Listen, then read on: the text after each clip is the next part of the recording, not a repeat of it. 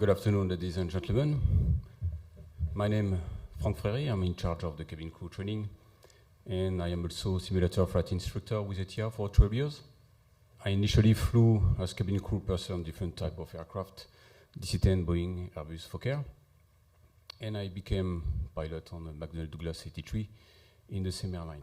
I'm proud today to represent the cabin crew in this conference with you, and even I am simulator flight instructor. Unfortunately, we have no cabin crew in the assembly, but I'm sure you will relay the information to your cabin crew managers. My aeronautical experience allowed me to meet sometimes similar case to topics which we will discussing through this presentation. For example, stairs with people destabilized for many reasons. For example, people with overloaded by luggages in both hands, or people with reduced mobility, or sometimes people rushing to board the aircraft. For loading, many cabin crew members encounter the situation where they have to offload luggages from the cabin to the cargo, but the particularity on ATR that the cargo area are close to the cabin. On another case, the passenger want to change many times their seat by informing or not the cabin crew, with the consequence we can suppose. With the interphone and public address, I mean the inset modes with the specificities. It may be a confusion for the cabin crew by be qualified, in fact. With the communication when wearing oxygen mask, hopefully you never encounter the situation in the real life, but many times in the simulator. And I can confirm you it's very demanding even for experienced pilots. For the protective breathing equipment, hopefully also, I never encountered this in the real life, but many times in recurrent training. For the lithium battery, we are all concerned by the potential consequence of lithium battery thermal runaway, even outside of the aeronautical context, And finally, we'll finish this presentation with the new CCOM release the last month. Let's board the ATR right now with stairs. With the technical incident report we received, injuries whilst using stairs were affecting respectively passengers, crew members, and ground staff. First of all, collapse handrail due to safety pin. Safety pin, but many reasons for that. Safety pin badly locked, or safety pin damaged, or safety pin may be removed by passenger luggage while embarkation or disembarkation. Another case here with this stair position, the consequence is people are destabilized and fall down, especially due to strong wind and crosswind. But we may encounter this stair position due to many reasons, and I'm sure if you have maintenance member in the assembly, you understand well. For example, when the gear absorber are badly conditioned, or when the springs of the stairs are badly set. Another case to encounter this situation is when the parking stand is not linear. And finally, sometimes with the feedback from operation, we need to set a passenger safe line to avoid the passenger pick up their luggage at the disembarkation to go underneath the wing. But obviously, if you over-tight this passenger safe line, it may lift off the stairs by inducing a motion, obviously. With this folding step position, the consequence is the same. The people are destabilized and fall down. That's why the responsibility of the maintenance staff is to check the good setting of the mechanism. In addition to that, the cabin crew has to cross-check the good position of the folding step before embarkation and disembarkation. In addition to that, for the folding step, sometimes the ground staff from airport, with the feedback from operation, instead to tighten the passenger safe line on the handrail, they fix this on the folding step mechanism. Obviously, you understand what's the consequence. We affect the folding step mechanism. What ATR proposed, it's to reinforce the procedure through the CCOM on the good practice under operation. And in addition to the safety knot, safety pin and strong window operation. With all operator message and different service letters, ATR introduced a new one-ring pin. The characteristic of this pin is we reduce the possibility the pin was removed by luggages, especially by the warning streamer or the other ring. What did some operator propose to manage all the situations discussed previously? One of operator introduced a ballast block with a weight of 4 kilos, installed on the Velcro pad when stairs deployed, stored in bulkhead when not used, and obviously procedure defined by operator for installation and removal by himself. Other operator proposed to simplify also by this sort of access ramp, the access of the cabin. For example, here we have on the left Stobart in Ireland, Uniair in Taiwan in the middle, and on the right Indigo in India. And this is by taking into account the characteristic of demographic. I mean, older people or reduced mobility that we can see on the right picture. Obviously, if we talk about boarding, we talk about loading. But loading of what? Loading of passenger and their luggages. Have a look on aft cargo. Through the CCOM, in principle, the responsibility of the loading offloading is dedicated to the ground staff. But as mentioned, Jack, this morning, we are all concerned by this task. I mean crew member. Regarding to the cabin crew duties in relation with the CCOM, the cabin crew member must be aware of height and weight limitation with this type of placards in cargo. The question is, why height limitation?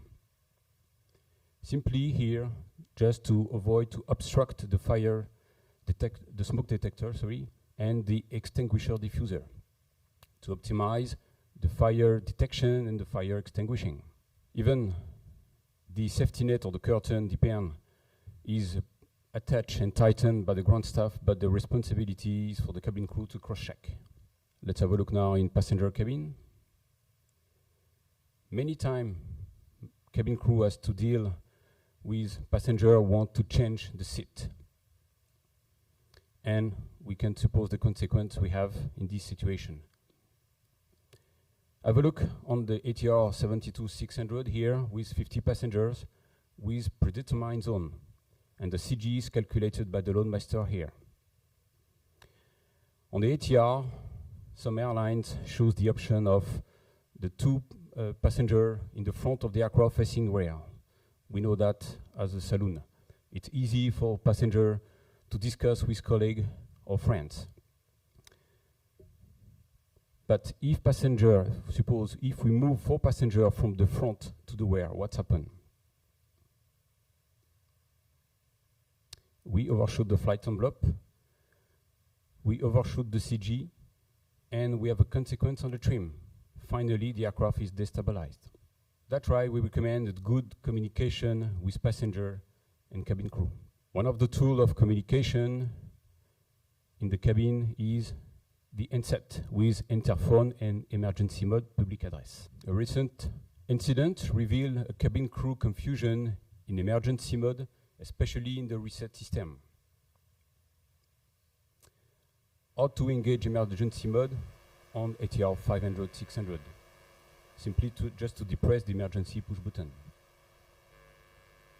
On 200-300, to depress 3 times the interphone push button. But regarding to the CCOM, ATR reinforced with the knot to reset the emergency mode. System reset is achieved by hanging up the handset. This is necessary prior to the use of any new function. Another mode on the handset is the public address and its priorities. Regarding to the CCOM, different level in priorities. The first level dedicated to the flight crew. The third level dedicated to the cabin crew. And the second level dedicated to cabin crew, and the third one dedicated to the video and entertainment sound. But what about the priority between cabin crew? It's simple, first come, first served. We discuss about communication with passenger and between crew, but I propose you to have a look now on communication with pilot in a critical context, and the difficulty to communicate in such situation. That's why we decide to record in the simulator video just to highlight the difficulty to communicate in this kind of situation. We are approaching Kelam. May you anticipate the weather for Montpellier? Yes, okay. Okay, great. Very good. Nice weather. Master warning, electrical smoke. Okay, smoke memo item. Autopilot is on. Smoke memo item.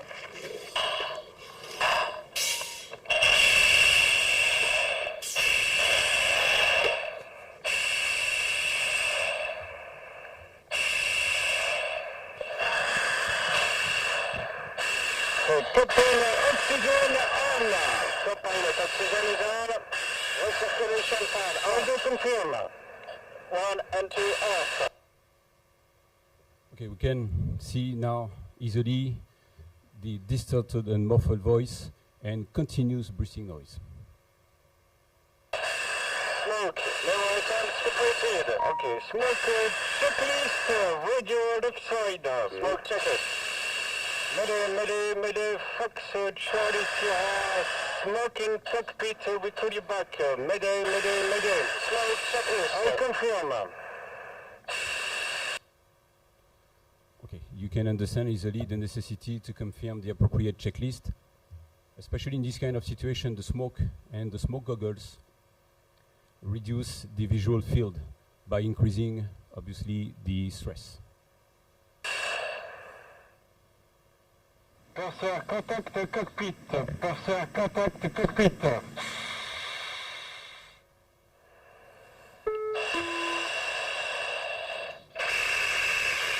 Okay, Corinne. We have a smoke in the cockpit. We come back to Toulouse. You have 20 minutes to prepare the cabin and use the rear exit to disembark quickly on ground. Okay, we can notice here the difference of breathing noise reducing by selecting correctly the interphone key on the neutral position. Obviously here you can notice also the difficulty to breathe and talk at the same time. Okay, Captain, we have electrical smoke in cockpit. We come back to Toulouse for an immediate landing. We have around 20 minutes to prepare the cabin. Use rear exit to disembark. Okay, finally, the acknowledgement from the cabin crew is important to ensure a good understanding between crew members. Let's have a look now on the essential part of investigation report we received. Distorted muffled voice, difficulty to breathe and talk at the same time. We hear our own breathing. We hear colleagues breathing when she's transmitting. What about when pilot badly manage the audio system controls? We may have a potential inefficient communication. What ATR train? In technical skills, appropriate use of audio control panel selectors, interphone radio, transmission keys on pedestal, and control wheel push-to-talk selector switches. What says the FCOM? Avoid the use of interphone position to minimize interference from oxygen mask breathing noise. In the non-technical skills, use basic, simple, and short words in your transmission. What says the CCOM? A clear and concise, specific vocabulary needs to be used when cabin crew communicate to the flight crew.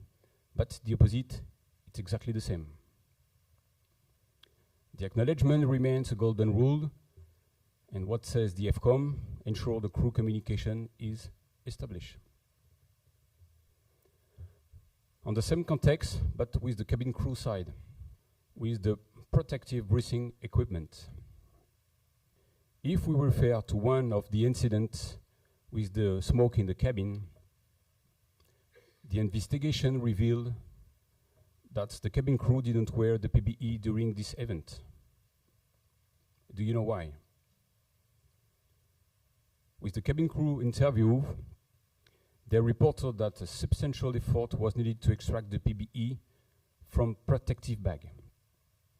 As a consequence, the cabin crew, to protect themselves, use a scarf.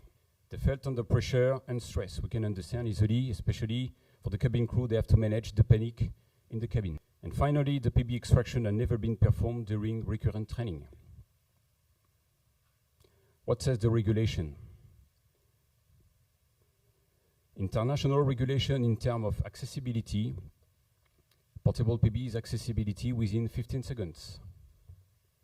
Should logically mean PB container opening included.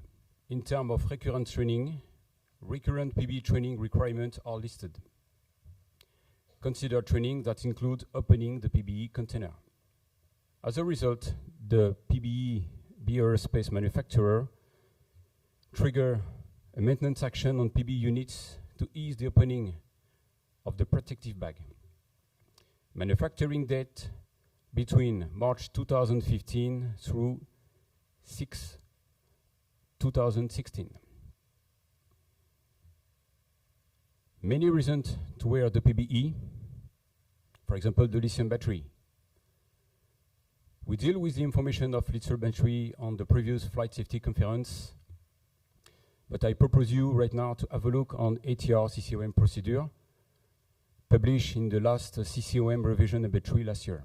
Obviously, international regulations have already been published for the condition of transportation of lithium battery.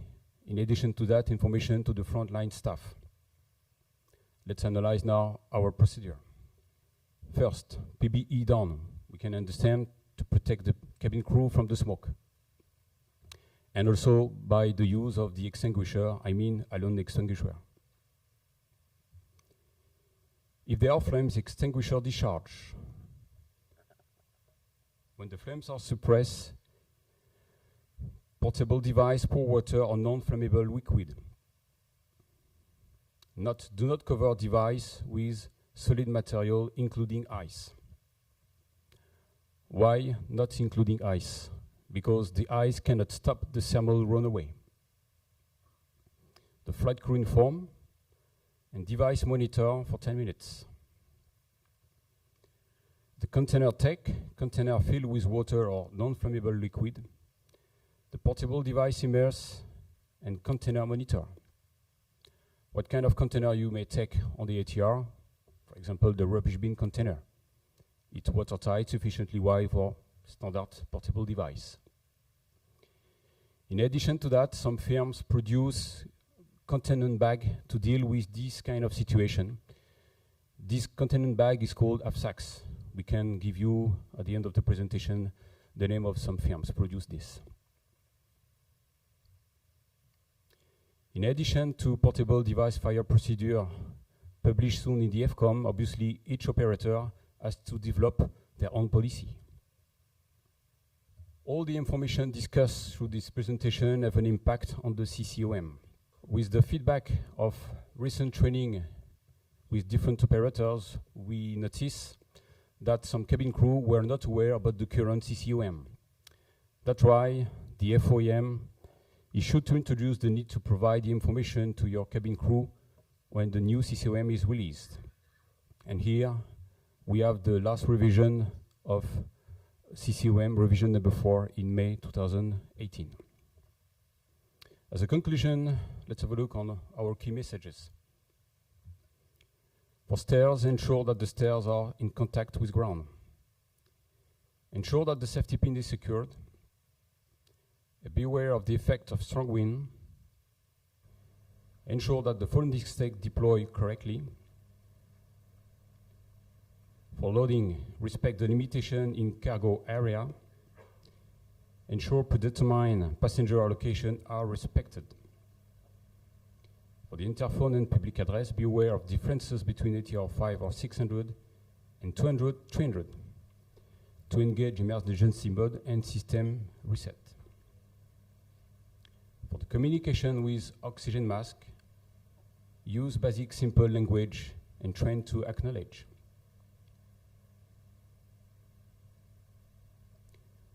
For the portable breathing equipment, apply Aerospace Service Bulletin when appropriate and consider training that include opening of the PBE container. For the lithium battery, train for lithium battery fire using CCOM procedure, and airline to define policy for the portable device battery fires.